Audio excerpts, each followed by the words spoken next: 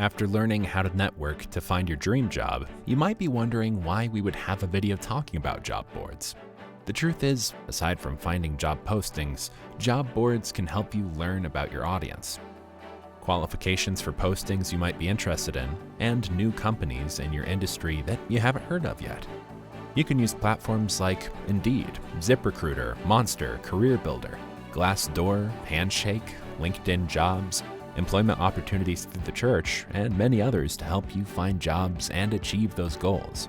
The good thing is that most job boards work the same way, so the principles you learn from using one should apply to the others. Make sure you always have a completed and updated profile on each platform. This will help you stand out as a candidate and will also make sure that you're up to date on the things you need to know in your industry. You'll also be able to receive notifications from each platform alerting you of job opportunities.